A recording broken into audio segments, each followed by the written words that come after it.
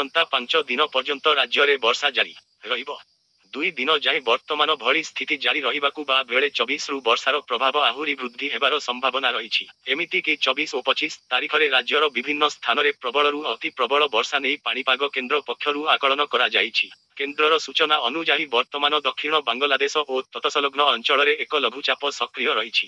ଏହା ଉତ୍ତର ଦିଗକୁ ଗତି କରୁଥିବା ବେଳେ ଆଗାମୀ 48 ଘଣ୍ଟା ମଧ୍ୟରେ ଅଧିକ ଘନୀଭୂତ ହୋଇ ପରବର୍ତ୍ତୀ 48 ଘଣ୍ଟା ମଧ୍ୟରେ ପଶ୍ଚିମବଙ୍ଗ ନିକଟତର ହେବ। ଏହା ସହ ରାଜ୍ୟ ଉପରେ ବର୍ତ୍ତମାନ ମୌସୁମୀ ସକ୍ରିୟ ରହିଥିବା ବେଳେ ଝାଡ଼ଖଣ୍ଡ ଓ ତାର ଆଖପାଖରେ ମଧ୍ୟ ଏକ ଘୂର୍ଣ୍ଣିବଳୟ ସକ୍ରିୟ ରହିଛି, ଯାହା ଆଗକୁ ଘନୀଭୂତ ହୋଇପାରେ ବୋଲି ପାଣିପାଗ କେନ୍ଦ୍ର ଆକଳନ କରିଛି। ଏଥିପାଇଁ ଆସନ୍ତା 2 ଦିନ ପର୍ଯ୍ୟନ୍ତ ରାଜ୍ୟର ବିଭିନ୍ନ ସ୍ଥାନରେ ପ୍ରବଳ ବର୍ଷା ଆଶଙ୍କା ରହିଛି।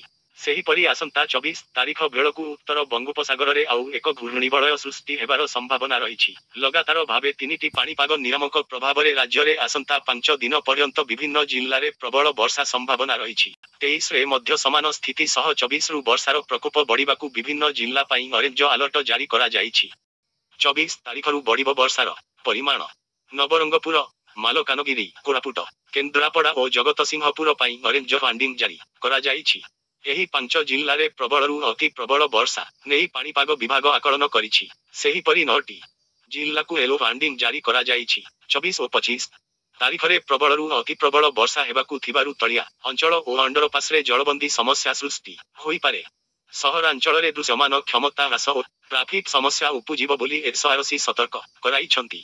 ସେହିଭଳି ସମୁଦ୍ର ଅଶାନ୍ତ ରହିବାକୁ ଥିବାରୁ 22ରୁ 25 ତାରିଖ ପର୍ଯ୍ୟନ୍ତ ମତ୍ସ୍ୟଜୀବୀଙ୍କୁ ସମୁଦ୍ର ପ୍ରବେଶ ଉପରେ କଟକଣା ଲଗାଯାଇଛି।